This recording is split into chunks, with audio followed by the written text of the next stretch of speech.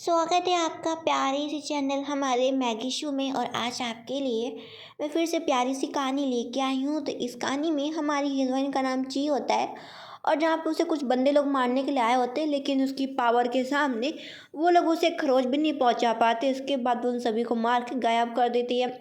इसके बाद वो जैसे ही उन लोगों के शरीर को, आत्माओं को गायब करती है, उसकी भी ताकत कमज़ोर हो जाती है और उसकी आंखें लाल हो जाती है। वह इतने गुस्से में होती है कि उसका जो पूरा शरीर है वो फट जाता है और इसके बाद जो उसकी सोल है वो कहीं जाके दोबारा से जन्म लेती है।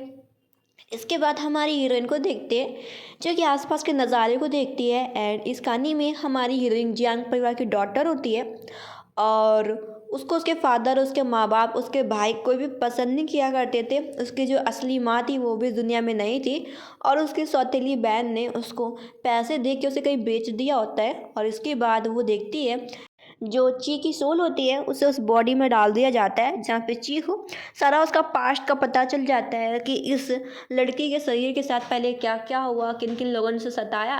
ये सुनने के बाद वहाँ से बाहर निकलती है, लेकिन उसे वहाँ बाहर जाने से पहले कीमत ये होती है कि उसे यहाँ पे बॉक्सर से फाइट करनी पड़ेगी। एंड ये इस कहानी के हमारे हीरो मिस्टर हुओ होते हैं जो कि बोलते हैं अगर तुम यहाँ से फाइटिंग कर पाओगी, जीत जाओगी, तो मैं तुम्हें यहाँ से बाहर ले चलूँगा। अगर तुम ये कर सकती हो तो तुम यहाँ से बाहर निकल सकती हो। ये सुनने के बाद हमारी हीरोइन ची तुरंत ही तैयार हो जाती है। अब एक तलवार निकालती है। वो आदमी बोल रहा होता है तुम तो हल्की फुल्की लड़की हो, तुम क्या ही मुझसे फाइटिंग कर पाओगी। आस पास के भी लोग मजाक उड़ा रहे होते हैं, लेकिन वह जाती है और एक ही मुक्के में उसे ढेर कर देती है। क्योंकि वो भले एक नॉर्मल बॉडी में होती है लेकिन उसके पास मैजिकल पावर्स होती है और उस बंदे के वो हाथ पर काट देती है।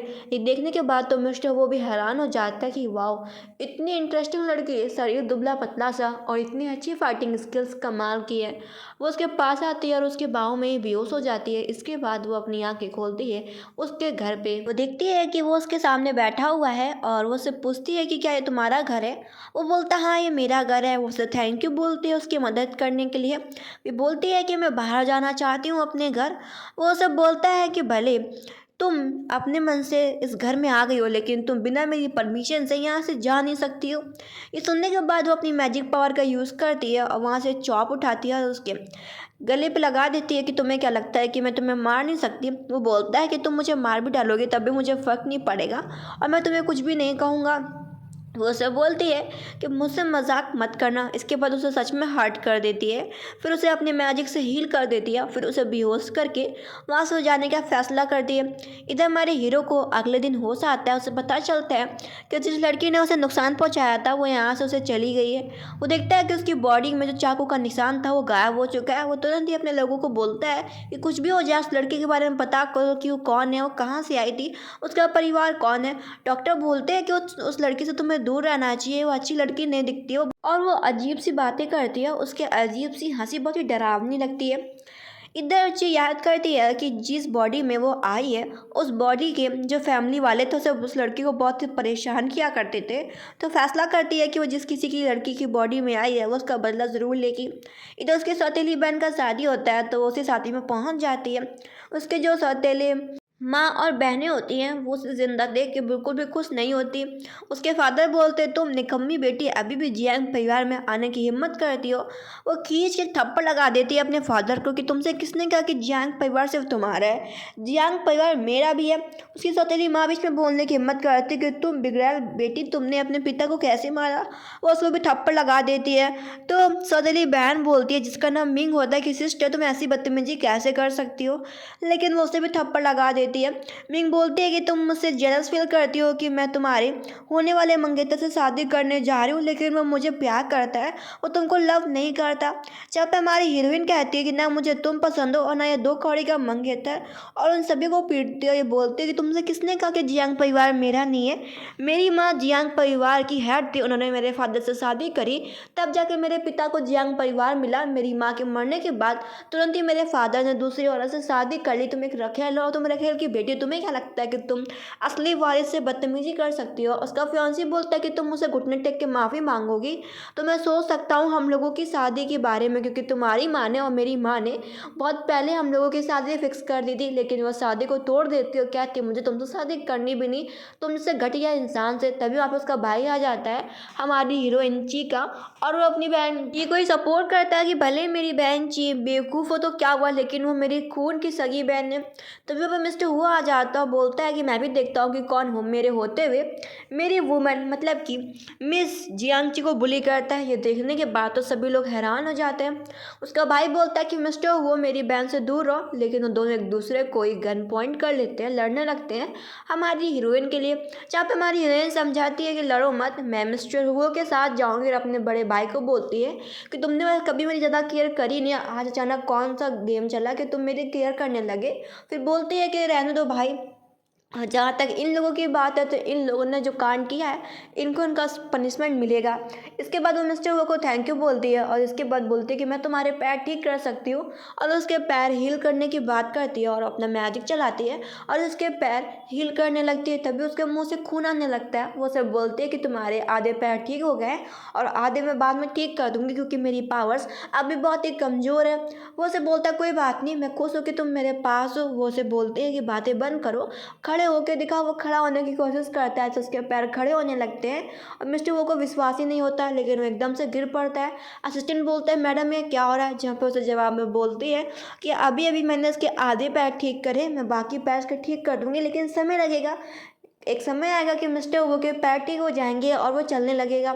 इसके बाद वो फिर से अपने घर जाती है। अगले दिन उसके जो मदर फादर होते हैं उसके लिए खाना नहीं रखे होते। ये देख कर उसे गुस्सा आ जाता है, ये मुझे पहली वाली चीज़ समझ रहे हैं, मैं इनकी तो खा लो देर दूंगी। और वो खाना सभी गिरा देती है मेज पे कि अगर मैं नहीं खा सकती खाना तो तुम भी मत खाओ खाना। ये देखने के बाद सौतेली माँ ने उसके लिए एक टाइकोंडो वाली औरत बुलाई होती है कि जो जियांगची को पीटेगी, लेकिन हमारी हीरोइन भी उसको मार धाड़ के अलग कर देती है। फिर सौतेली माँ सौतेली बेटी ने मिलकर उसके कमरे में सांप छोड़ दिए होते हैं कि ये सांप उसे डस लेगा और वो मर जाएगी, हमारा पीछा छूट जाएगा इससे। पता चलता है ये सांप तीसरे भाई का फेवरेट सांप होता है जो कि अपने घर पे रखता था। इधर हमारी हीरोइन आती है, उसे अपने बेड से कुछ रेंगने की आवाज़ आती था, उसे पता चलता है कि उसके कमरे में किसी ने सांप रख दिया है। इधर सौतेली बेटी मिंग बोलती है कि फादर जो तीसरे भाई का जो फेवरेट सांप था ना वो मिल नहीं रहा, हमें ऐसा लग रहा है कहीं वो मेरी बहन के कमरे में तो नहीं चला गया, हमें उसके कमरे में जाकर देखना चाहिए, वो जहरीला सांप कहीं जियांगची को डस तो नहीं लिया। इधर हमारी हीरोइन जियांगची ने उस सांप को काट पीट के खाना बना लिया होता, उसका बड़े आराम से सूप पी रही होती है। ये देखने के बाद तो सौतेली माँ सौतेली बेटी तो हैरान हो जाती है।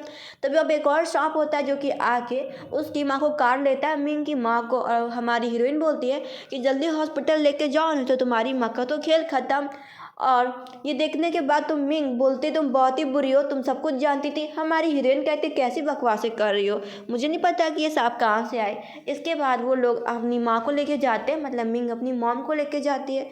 इधर हमारा हीरो मिस्टर वो बात कर रहा होता है कि अभी तक मैं ची से मिला नहीं, ची पता नहीं कहाँ गई, और जिस चम्मच से उसको चोट लगी होती है उसने वो चम्मच अपने पास फ्रेम में रखवा लिया होता है, और अपने लोगों को बोलता है कि मुझे उसका एड्रेस बताओ कि वो किस जगह रहती है। इधर मिंग की माँ उसे बोल रही होती है कि जो जियांगची है वो बदली बदली सी लग रही है, वो पहली वाली जियांगची नहीं रही है, तुम्हें से बच के रहना चाहिए। इधर हमारी हीरोइन को पता चलता है कि नौकरानी ने सारी गाड़ियाँ भेज दी हैं उसके पास स्कूल जाने के लिए, एक भी गाड़ियाँ नहीं है, और नौकरानी से बदतमीजी से बात करती है। ये देख के उसे लात मार के चली जाती है, और वहाँ पे एक बाइक पड़ी होती है, उस बाइक को उठा लेती है। पता चलता है कि वो बाइक जियांग परिवार के चौथे बेटे की बाइक होती है। वो उस बाइक से जाते जाते मिंग के ऊपर पानी फेंक के चली जाती है। मिंग जान भी नहीं पाते कि कौन बदतमीज़ था। इधर हम देखते हैं जो फोर्थ ब्रदर होता है वो अपने दोस्तों के साथ रेसिंग लगा रहा होता है, उसे रेसिंग लगाने का बहुत ज़्यादा शौक होता है। तो फैसला करते हैं कि आज जो कोई टॉप करेगा उसे इतना मिलियन रुपए मिलेगा। इधर हमारी हीरोइन को स्कूल जाना होता है, उसी रास्ते से वो फटाक से हाई स्पीड में बाइक को चला रही होती है, और वो अपने चौथे भाई को भी हरा देती है। फोर्थ ब्रदर आता है कि ये कौन सी नई लड़की थी इस गेम में। उसके दोस्त लोग बोलते हैं नहीं नहीं वो हमारे गेम का हिस्सा नहीं था, वो लड़की पता नहीं कहाँ से इस रोड से उसे कहीं जाना था तो वो इस रोड से चली गई। वो हैरान होता है कि कौन इतनी अच्छी लड़की है जो कि इतना अच्छा बाइक चला लेती है। इधर वो स्कूल में जाते सभी लोगों को विश्वास नहीं हो रहा कि ये गांव की गवाह जियांगची कब से इतनी सुंदर हो गई। हमारी हीरोइन उसे आके बताती है कि मैंने ही तुम्हारे ऊपर पानी फेंका था मिंग, बाइक जो मैं चला रही थी वो मैं ही लड़की थी। इधर उसका भाई भी हैरान हो जाता है कि जो उसकी बहन जियांगची है वो इतनी सुंदर हो गई। इधर वो उसे मारने का कोशिश करती है। जो मिंग की फ्रेंड होती है बदला लेने जाती है मिंग का कि तुमने मेरी दोस्त के ऊपर पानी क्यों फेंका, लेकिन हमारी हीरोइन कहती है तुम्हें थप्पड़ खाने का इतना ही शौक है, उसे थप्पड़ लगा देती है।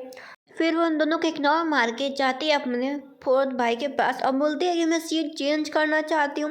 उसका भाई बोलता है तुम मेरी बहन, उसका मतलब नहीं है कि मैं तुम्हें जो भी कुछ चाहता हूँ मैं तुम्हें वो दे दूँगा।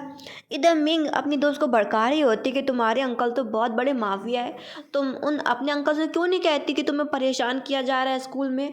तो मिंग की फ्रेंड बोलती हाँ मैं अपने अंकल को बुला के लाती हूँ, आज तो तुम्हारी इस बहन जियांगची की खैर नहीं। इधर हमारी हीरोइन अपने भाई को चैलेंज करती है कि अगर वो मुझसे बॉक्सिंग में जीत जाएगा तो मैं चेंज सीट तुमसे नहीं मांगूंगी, नहीं तो हम लोगों को सीट चेंज करनी होगी। तो वहाँ पर उसका भाई बोलता है ठीक है। फिर वो अपने भाई को मुक्का मुक्का मार के उठा के पटक देती है। उसका भाई तो लड़ भी नहीं पाता अपनी बहन जियांगची से। वो हैरान होता है कि कब से इतनी पावरफुल हो गई, वो उसे जम के जा रही होती मुक्का लात, बेचारा पिट के रह जाता है। हमारी हीरोइन बोलती है कि जल्दी से उसे हॉस्पिटल लेके जाओ क्योंकि इसके हाथ पैर की हड्डियाँ तो टूट चुकी हैं। इधर वहाँ पे मिस्टर वो आ जाता है कि तुम ठीक हो ना, तुम अपने भाई से लड़ रही थी। वो कहती है कि वो पिटाई के लायक है क्योंकि वो सबसे ज़्यादा बेवकूफ़ है। इधर टीचर आ जाते हैं, वो मिस्टर वो को बोलते हैं कि तुम जाओ मेरी क्लास स्टार्ट हो गई है। लेकिन टीचर देखता है कि यहाँ पे इतने बड़े मालिक रिच आदमी मिस्टर वो हैं, तो टीचर भी वापस चला जाता है। मिस्टर वो से बोलती है कि तुम जाओ, मैं तुमसे बाद में मिलने के लिए आऊँगी। वो से बोलता है कि तुम अपना ख्याल रखना। वो कहती है मैं अपना ख्याल रख लूँगी, तुम जाओ।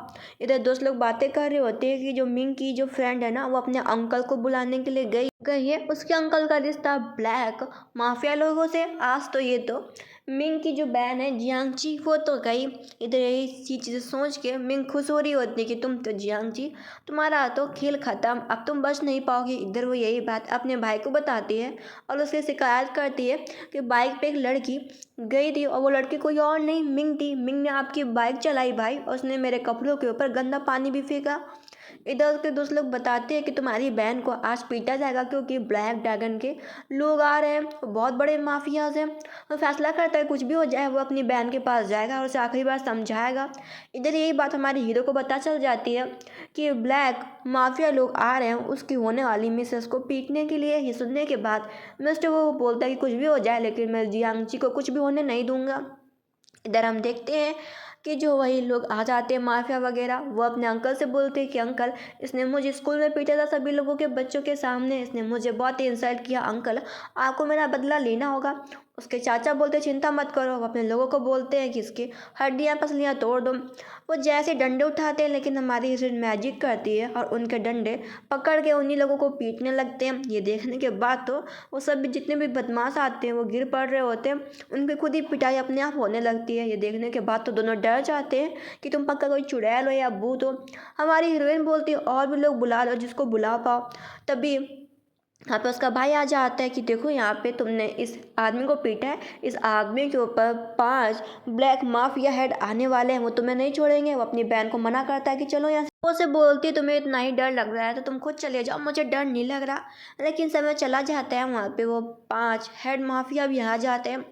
अंकल बोलते हैं कि ये कोई लड़की है जो कि अपने जादू का यूज़ करके हमें पीट रही है। तो 5 माफिया बोलते बंदूक चला दो, लेकिन बंदूक की सारी गोलियां रुक जाती हैं। उन लोगों को विश्वास नहीं होता। वो उनको बताती है कि मैं तुम्हारी वही हेड हूँ जिसने इस ग्रुप को बनाया था। उन लोगों को विश्वास नहीं होता। वो उस अंकल को भी पीट देते हैं कि ये हमारी मास्टर है जिसने 100 साल पहले इस ग्रुप को बनाया था, तुम्हारी हिम्मत कैसे होगी हमारे मास्टर से हमें लड़ने को कहा तुमने। और बोलते मास्टर, वो बोलती है कि मैंने इस शरीर में नया जन्म लिया है। सभी लोग घुटने टेकते हैं वहाँ पे, उनसे माफ़ी मांगते हैं कि जो भी बदतमीजी हमारे लोगों ने करी। वहाँ पे मिस्टर वो आ जाता है। मिस्टर वो बोलता है तुम ठीक हो ना। वो उसे बोलते हैं मैं ठीक हूँ और ये मेरे लोग हैं, इन्हें तुम्हें फ़ाइट करने की ज़रूरत नहीं है। इसके बाद उसे घर लेके जाता है, उसे खाना खिला रहा होता है। वो बहुत ही भूखी होती है, बहुत ही आराम से जल्दी जल्दी खाना खा रही होती है। और वो उससे बोलती है कि आज तुम चिंता मत करो, आज मैं तुम्हारे पैर ठीक कर दूंगी। तभी वहाँ पे वो डॉक्टर फ्रेंड आ जाता है कि मैं इतना बड़ा पढ़ा लिखा डॉक्टर हूँ, मैंने सारे डॉक्टर्स को दिखा लिया, बहुत अच्छे अच्छे थेरेपिस्ट जाने किन किन को दिखा लिया, मिस्टर वो के पैर ठीक नहीं हो सकते। लेकिन वो इग्नोर मार के मिस्टर वो को वहाँ से लेके जाती है। डॉक्टर भी पीछे जा रहा होता है लेकिन असिस्टेंट रोकता है कि तुम्हें उन दोनों के बीच में नहीं जाना चाहिए। इधर हमारा हीरो बोल रहा होता है कि तुम्हें अपने आप को नुकसान पहुंचाने की ज़रूरत नहीं है। वो बोलती है कि मेरे पास जादू है, मैं किसी को भी उड़ा सकती हूँ, किसी को भी ज़िंदा कर सकती हूँ। अब पर डॉक्टर आ जाता है उन दोनों के बीच में। ये देख के मिस्टर वो उसको बोलता है कि यहाँ से चले जाओ, मेरा समय मत बर्बाद करो। डॉक्टर बोलता है ओह मैं भूल गया, तुम लोग अपना टाइम स्पेंड करो, मैं यहाँ से जा रहा हूँ।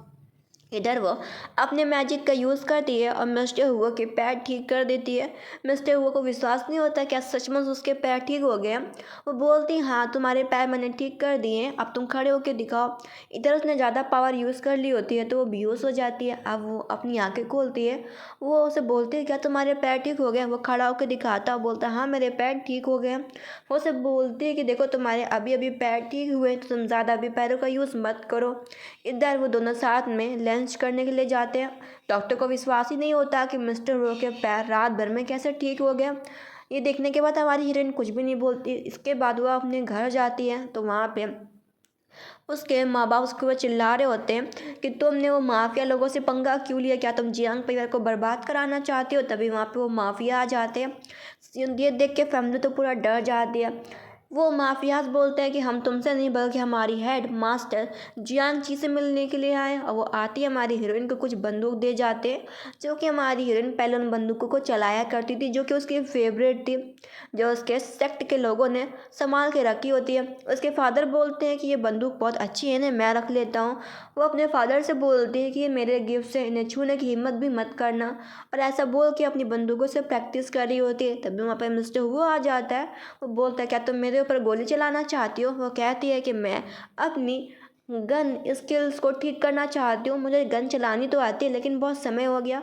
और वो स्किल को ठीक करने के लिए मिस्टर वो से बोलती है कि तुम भागो, मैं गोलियां चलाऊंगी। एंड तभी यहाँ पे हमारी हीरोइन को एहसास होता है कि यहाँ पे दो लोग और भी हैं। मिस्टर वो भी बंदूक उठा लेता है क्योंकि यहाँ पे दो लोग उन दोनों को मारने के लिए आए होते हैं। यहाँ पे वो लोग फाइटिंग करते हैं और उन दोनों बदमाशों को पकड़ भी लेते हैं।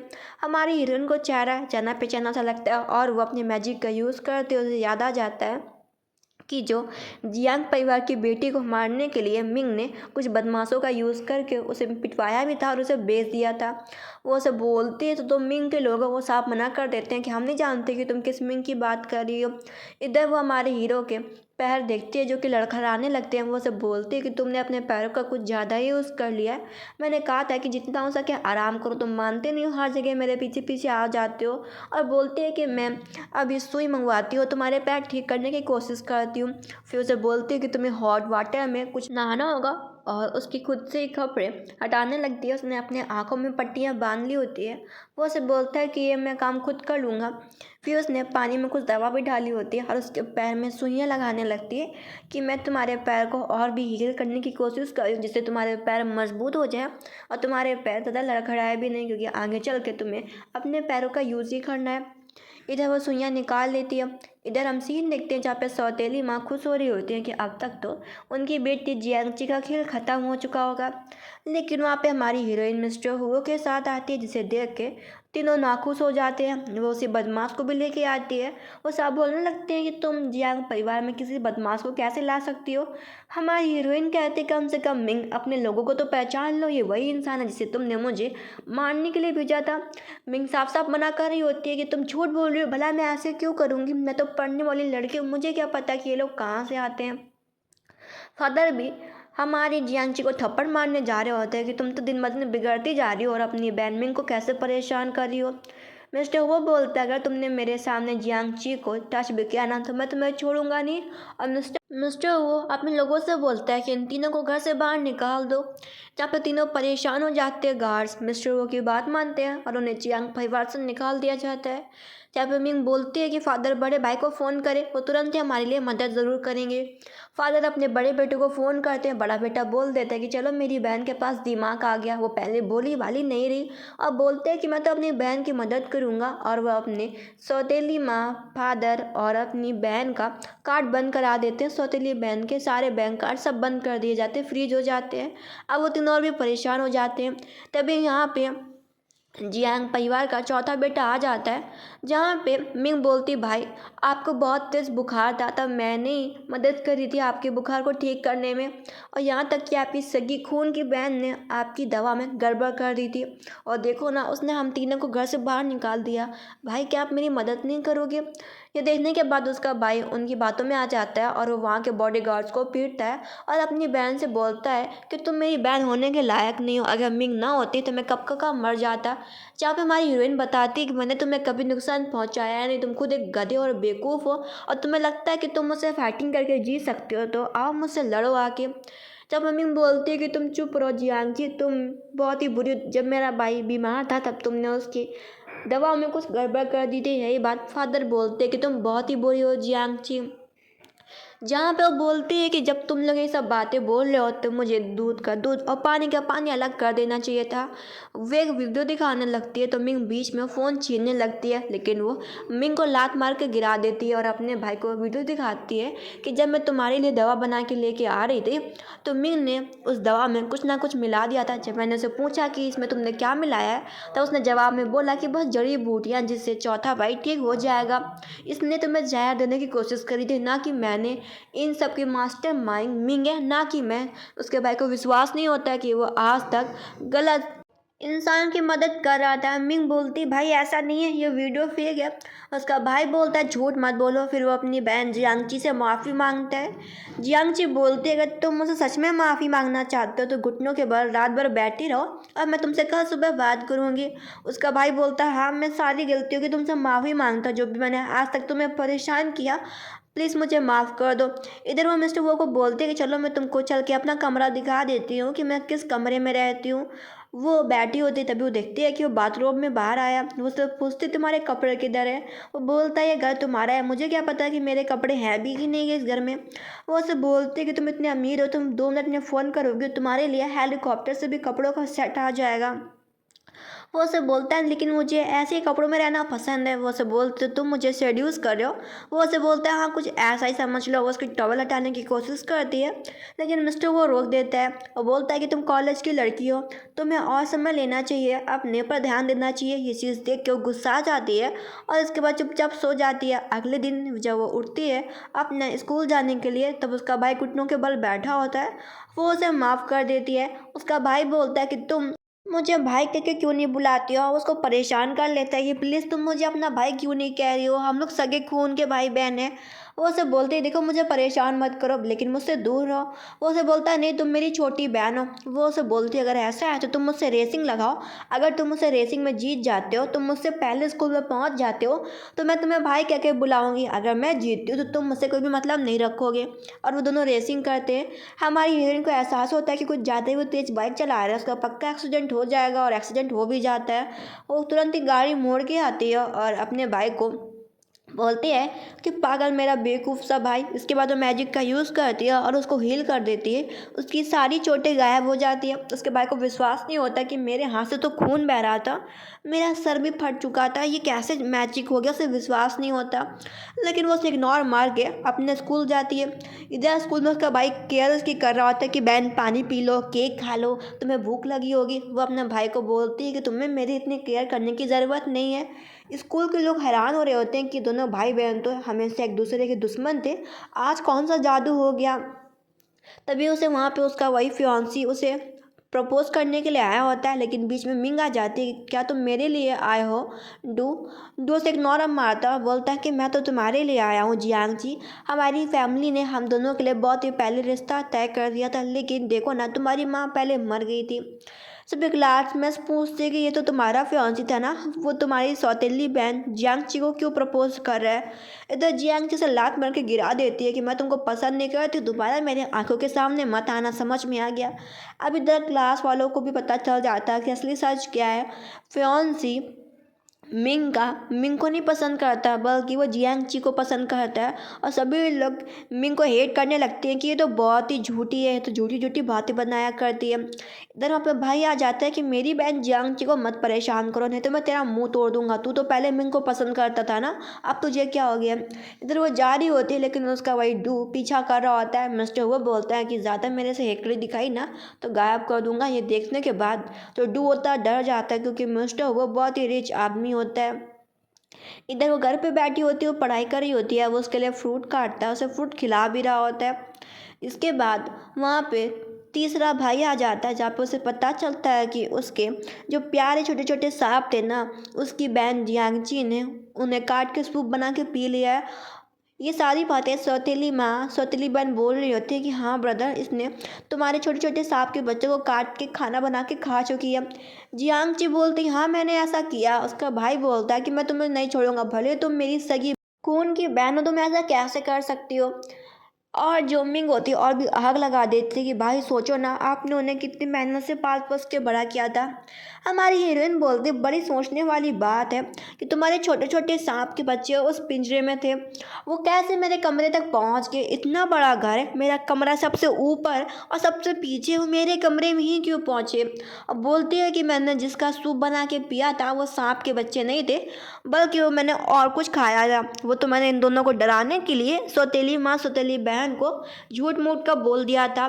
सांप के बच्चे मैंने संभाल के रख लिए थे। अब बोलती है कि ये सब मुझे भड़काने के लिए, लड़ाई करवाने के लिए ये दोनों तुम्हारा यूज़ कर रहे हैं। जब ये बात तीसरे भाई को पता चलती है तो बहुत ही गुस्सा आ जाता है, और यहाँ पे बड़ा भाई भी आ जाता है कि शुरुआत से तुम दोनों ने मिल के हमारी माँ को हमसे दूर कर दिया, और हमारी बहन की हमसे लड़ाई भी करवा दी। और ये सब, इसमें सबसे ज़्यादा गलती मेरे फादर की है कि उसके 4 बच्चे होते हुए भी उसने क्यों शादी करी दूसरी औरत से। और उसके बाद वो अपने फादर को, सौतेली माँ को और सौतेली बहन को, तीनों को जेल पहुँचा देते हैं। उसका तीसरा भाई बोलता है कि देखो ये मेरा छोटा सा एक और छिपकली है, ये चल नहीं रहा, क्या तुम उसे ठीक कर सकती हो। वो अपने भाई की मदद करती है और जादू से ठीक कर देती है। उसके भाई खुश हो जाते हैं कि सच में हमारी बहन पावरफुल हो गई है और वो पहले जैसे बेवकूफ़ नहीं रही। मिस्टर वो बोलता है ज़्यादा अपनी पावर का यूज़ मत करो, तुम कमज़ोर हो जाती हो। इधर उसका बड़ा भाई बोल रहा होता है कि मिस्टर वो, तुम्हें अपने काम से काम रखना चाहिए और हमारी बहन से दूर रहो, हम लोग अपनी बहन का ख्याल रख लेंगे। मिस्टर वो बोलता है अब तो ऐसा नहीं हो सकता, क्योंकि जो जियांची है वो मेरी होने वाली वाइफ है, और वो जियांची नहीं बल्कि हुओ ची बनेगी, मिसिस हुओ। दोनों अपनी अपनी तरफ जियांची को खींच रहे होते हैं, एंड ड्रामा ऐसे ही ख़त्म हो जाता है।